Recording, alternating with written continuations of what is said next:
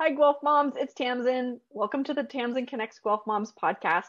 I've put this together for the members of the Guelph Moms Supporting Moms Facebook group. I hope that you find it useful and helpful.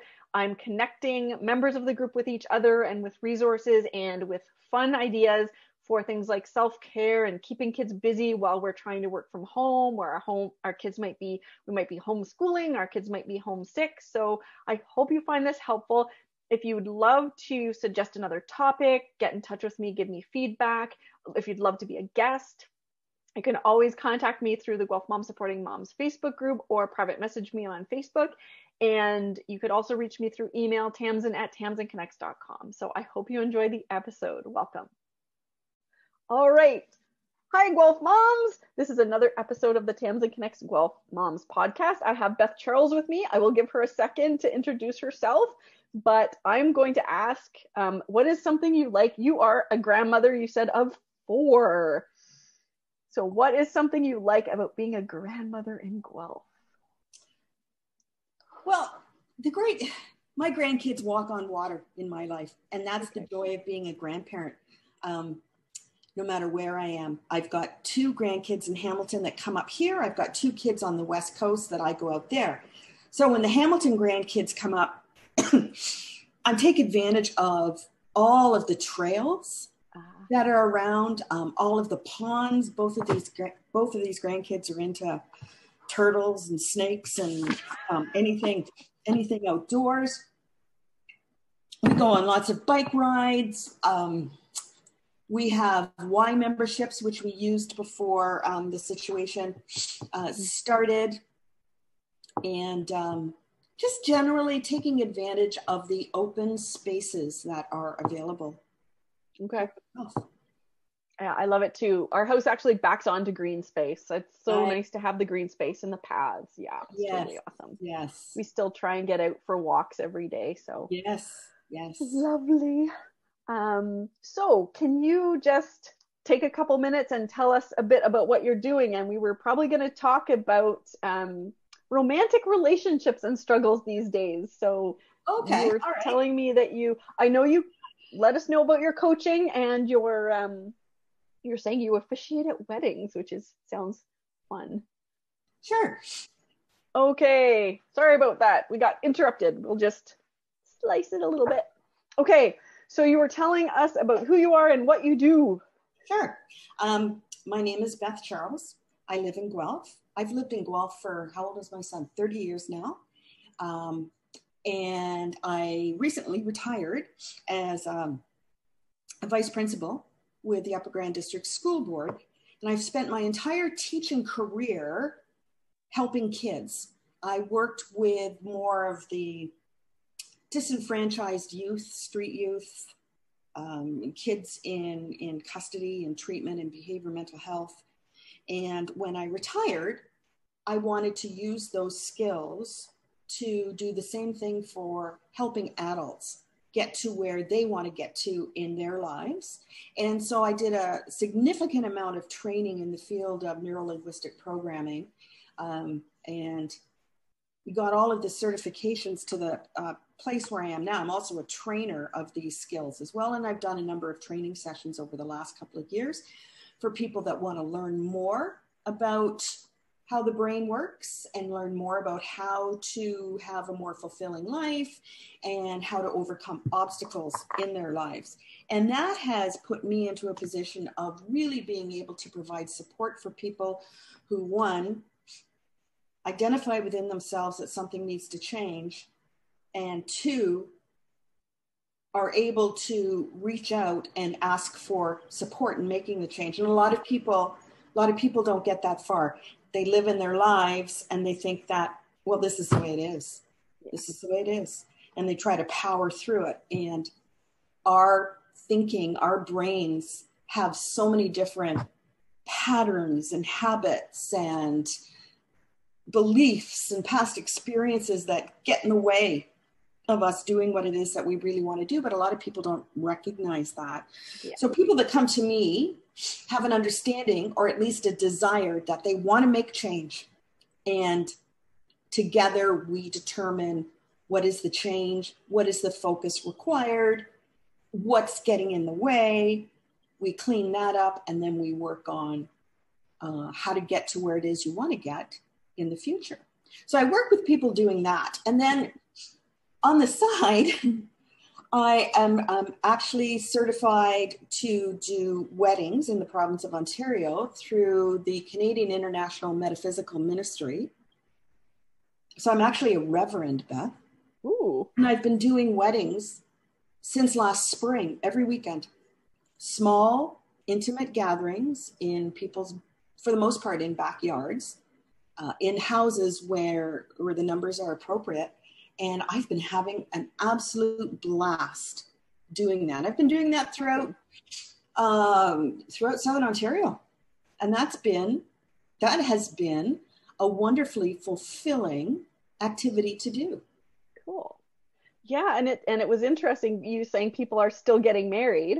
Yes. Because we also have been hearing a lot, like when I ran a poll in my group in the spring, summer about what people are worrying about, a lot of people are going through relationship stress because with the pandemic, we're recording this the last day of November 2020.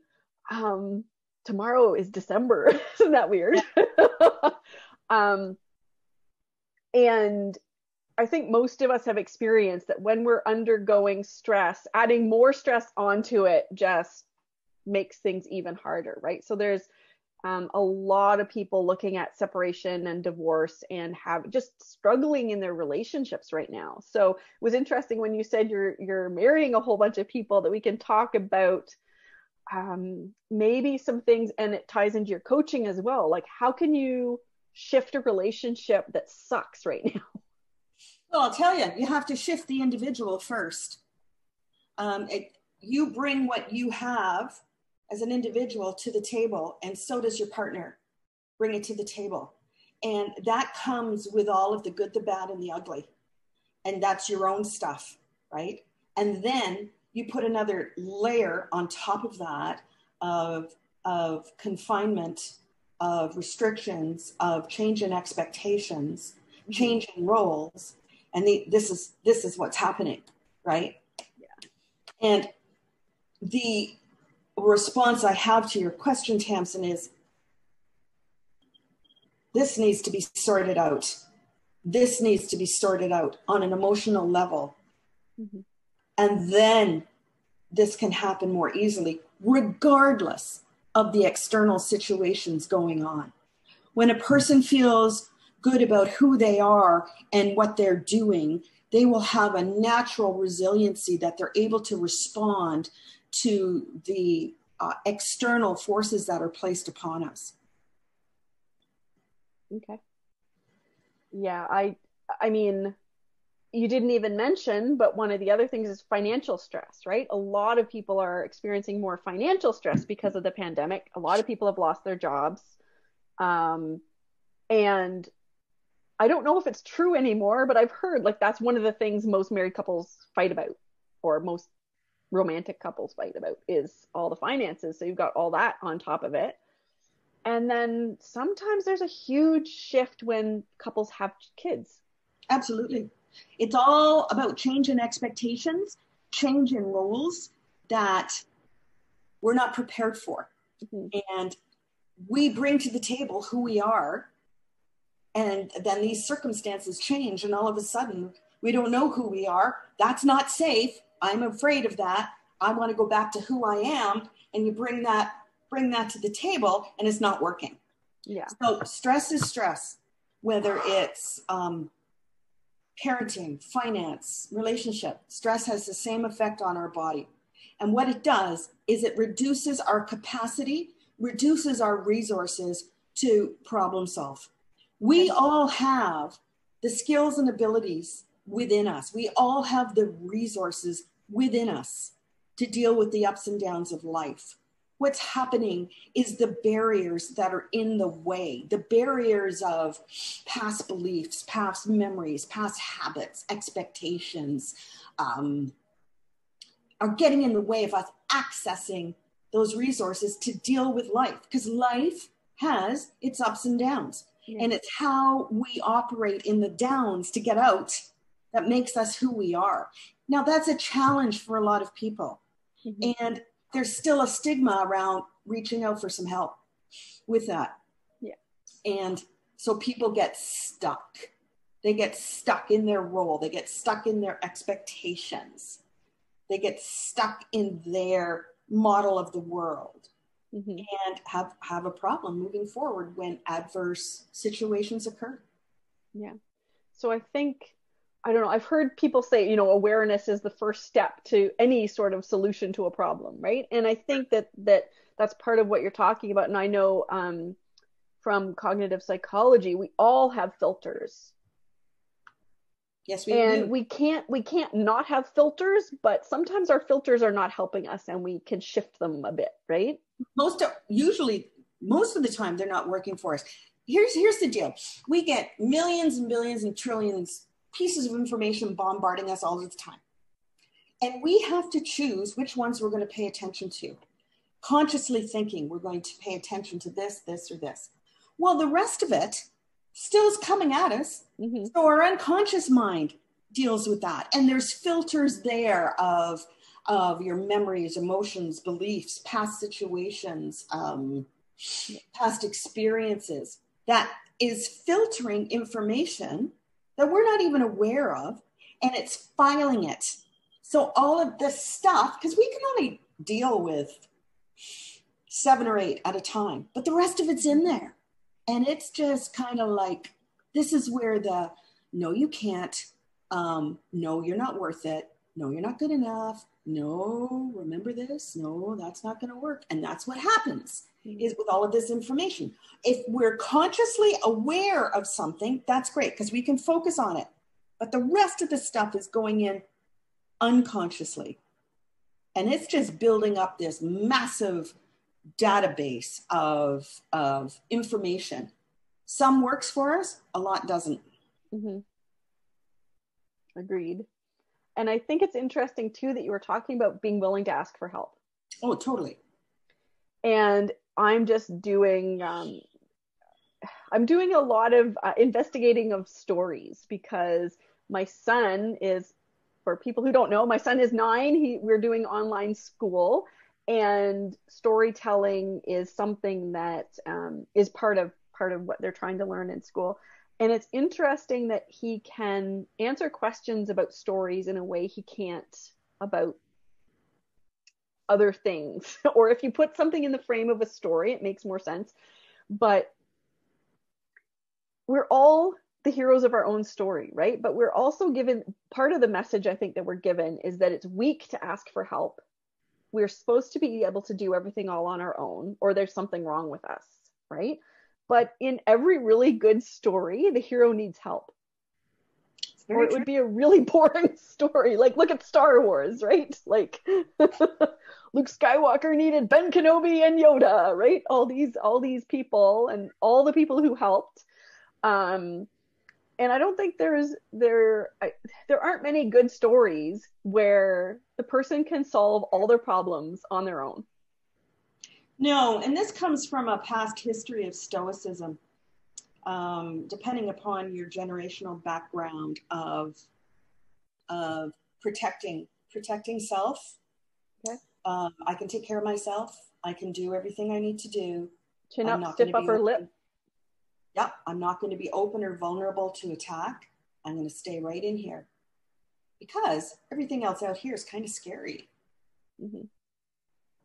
Well, once we get to that point too, it makes sense that we're more worried and more concerned about things that could hurt us because that probably kept our ancestors alive. It definitely, that is historically, genetically, it's in our DNA. The fight, flight, or freeze. There's another F too. Reproduction. So we are designed to. That's our base. That's our lizard brain. That's our basic immediate reaction. But because we have evolved to having this huge amount of gray matter, we still fight that. We still have to fight that basic inherent response for self-preservation. Yeah. I think I've heard it that, the the older our brain is, the easier it is for that part to hijack the newer stuff. Totally. Totally. It's interesting because when people come to see me, they will come and have a specific issue. And then as I continue to talk and ask a gazillion questions, that's usually not the real issue. The real issue is something that has been buried pretty deep, okay, and has been there since birth, past generations.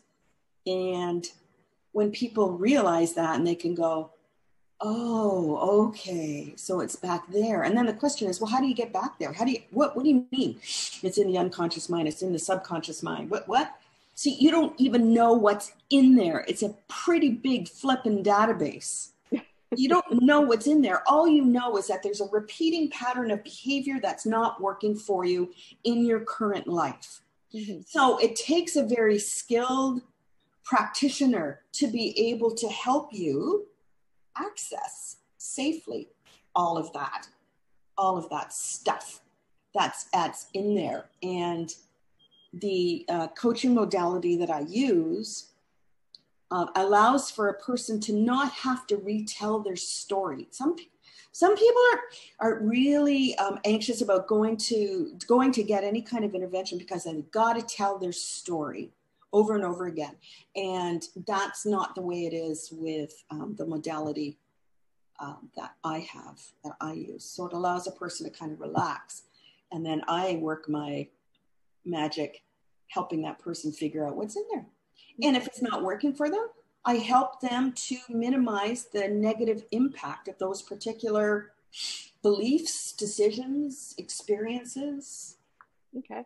I think that a really specific example is in our relationships, all our expectations that we have for ourselves and for other people. Mm-hmm. Like who's supposed to do the cleaning? Who's supposed to do childcare? And those supposed to's and shoulds and ought to's, and this is the way it ought to be, are usually good clues that's a part of your filter, right? That's part of how you are seeing the world, and you can question those. But I think that those kind of things really complicate relationships, especially even when the couple agrees on who ought to be doing everything, but it's too much for one of them, or then you get into real trouble if you don't agree on how the world should be. So here's my response to that. Because of all of these weddings that I'm doing and what I'm seeing, and because I'm at an age of grandparenting and a lot of life experience, when I look, people getting married is lovely. Oh my gosh. Love is in the air. Everything. Oh. And talk about expectations. Holy smokes. Yeah. My belief, now whether this is through whatever modality it is, I believe that a marriage should be negotiated like a business contract. And that contract is reviewed annually. Also reviewed during times of extraordinary life situations where the emotion is taken out of it. That's the shoulds, coulds, ought to, whatever you did, she said, whatever, as a business contract. Here's our lives. Here's what we have. Financially, child, whatever. Now, who's doing what? No emotion. Who's doing what? And operate that way in terms of household tasks and expectations. And expectations are a fast track to disappointment for sure. And resentment. Expectations lead to resentments because they're generally unspoken. So if the expectations, if the tasks of living under the same roof with these things going on, those things need to be negotiated as to how we're gonna do this. Mm-hmm. With annual review. Okay. I mean, I'm in a position where a lot of people get their expectations from how their parents did Sure. things. And my parents were very gender traditional at that time roles. My dad was the breadwinner, workaholic, out of the house Yep. most of the time. He'd come home for dinner and then go back to work. Yep. And my mom took care of the household. Mm-hmm. And she was the one who arranged their social gatherings on the weekend and did all those kinds of household, even that not even a household, but arranged their lives. She was the conductor, right? And I watched it and knew I didn't want to do that. I wanted something different. That stuff worked in a different time. Well, it didn't work perfectly. Moving into the 60s. But during different time periods, we have behavioral adaptations based on the external pressures put upon us. That's how we grow, develop, and evolve. So you saw it, and you didn't want that for your life. I would challenge you and say, oh, I'll bet you there's some programs running. Oh, I'm sure. Way back in there, that even for someone like myself, who I've done a lot of work in my own modality and stuff, it's like, still think a guy should put gas in the tank and put up the Christmas lights and take out the garbage. Stop. Now, I live on my own, so I do all of that stuff. But when I think of so I still have some programs running. Mm-hmm. No, I catch myself sometimes like, oh, I have to do the laundry or I have to do the dishes. And it's like, no, I'm choosing to do them because I know they probably won't get done when I want them done. See, that's an expectation you Otherwise. have. Right? So I try not to assume it's my job, but it's become my job because I'm the one who does it. So I would say a contract review would be in order if it's not working for you, if what's happening, and I would say this to anybody in a relationship, that if it's not working for you, let's figure out why. Let's figure out what limiting beliefs you're bringing to the table, as well as your partner. What's going on? Let's figure this out. Okay. And have a conversation. So is there obviously one great way to do that would be to go and see someone like yourself who's trained in how to do that. Do you recommend people just have a conversation, or is that going down a rabbit hole? It's usually going down a rabbit hole unless you're a skilled negotiator. Okay. Because you're bringing your stuff with you, and your stuff is full of past hurts, resentments, experiences, and it's very difficult to put the emotions aside. Relationships are an emotional minefield. And as soon as somebody starts saying should and could and just and you did and I, there's no way to have that conversation without a mediator that's going to take the emotion out of it. It's a minefield. Okay. Good luck though, Tamsen. Well, see, I find it interesting to talk about emotions with NLP practitioners because I take a very different approach. I don't tend to focus on subconscious, unconscious stuff, but I feel like our emotions are valuable, and this comes from my own training. Emotions are a valuable piece of information. Yes, they are. And the thing is, sometimes we misinterpret what that is telling us. Like anger is a very valuable cue that someone has crossed a boundary that we have. Yeah. But we don't have to just assume that it was someone else doing something wrong. We need to look at our boundaries. Emotions are valid for their very existence. Mm-hmm. They are valid for information. The challenge in our lives is when the degree of emotion, the intensity of emotion, stops us from getting where we want to get to. Okay. Anger's good. Anger's a good thing, and it's very useful. Anger all the time, irrational anger at without just cause, is not. It's blocking the resources that an individual has. Mm-hmm. Well, I think sometimes anger, if you try and push it away, it comes back louder and louder because you aren't willing to listen, right?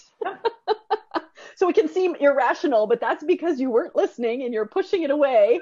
And all of a sudden it's going to scream in your ear like a toddler you were ignoring, right? Oh, yeah.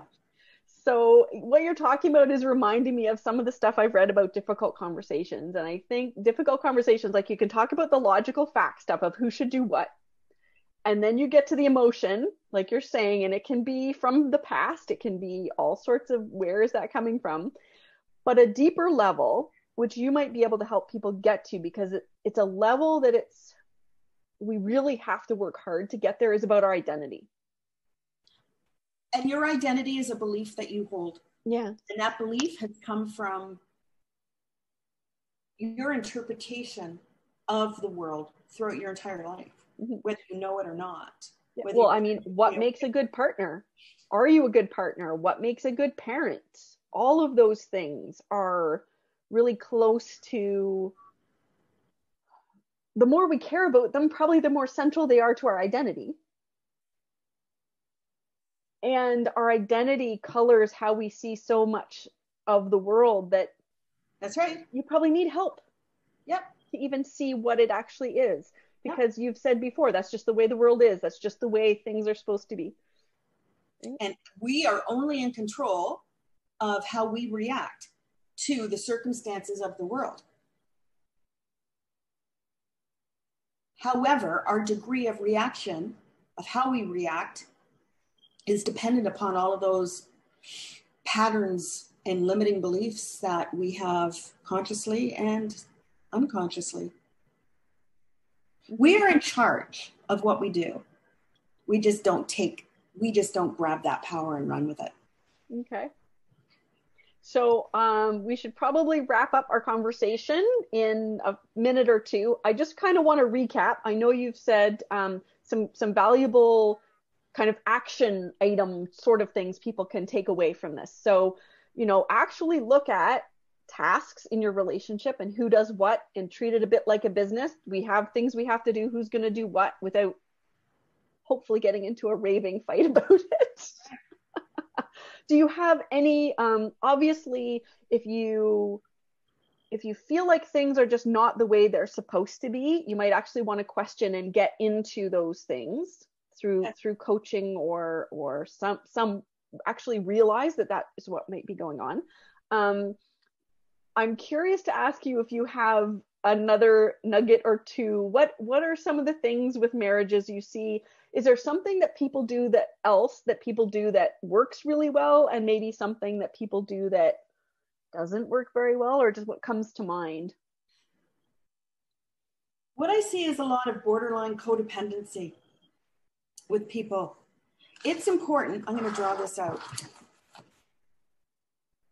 Do this with my kids too, right?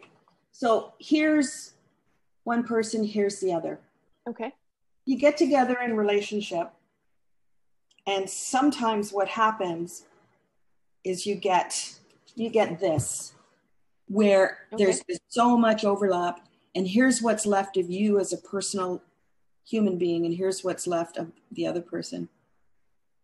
A healthy relationship is like this. See? Okay. One partner, other partner, relationship. Because connection is important.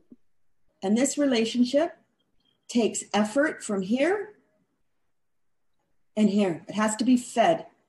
It's like a flower. Has to be fed. And it takes effort from both. Now, having said that, look at this here. This is your personal life development, your own activities, because you have life as an individual. You have experiences you want to have. There are things you want to do for you. And that's really, really important. This gets skewed real fast, especially with the situation that we're in now. Okay. And I think it reminds me too of part of parenting. You get handed a newborn and you are pretty much in charge of their entire self. Yeah, here you go. Look after this. Yep. But part of successful parenting is letting those circles in a healthy way separate, like not totally overlap. No, here, look, I'll throw the kid in too. Watch this. There, there's the kid, Okay. right? Here's the overlap. Kid still has to learn and grow and develop on his own out here, right? I hope that's helpful. I hope so too. We will hopefully get some feedback. I thought it was cool, useful, interesting. And it is, and I think I do just want to pause and say to anyone watching or listening to this, we know it's a really stressful time right now, especially on your relationships. And I hope that some of the wisdom that Beth has offered will be helpful, because it is, I've heard from people in the group, there are comments that are going around, people asking for separation advice and lawyers and divorce and all of these things. And it's very, very stressful for people. So I hope that this helped a bit, and we have empathy for people going through it. We're helping as we can, right? Absolutely. Okay. All right. Thank you, Beth. You're very welcome. So I hope you found that episode useful, fun, interesting. If you'd like to give me feedback of any sort, I'd really appreciate it. You can private message me through Facebook. You can reach me through the Guelph Mom Supporting Moms Facebook group, or you can email me at tamsen@tamsenconnects.com. And I hope to see you back here again. Bye.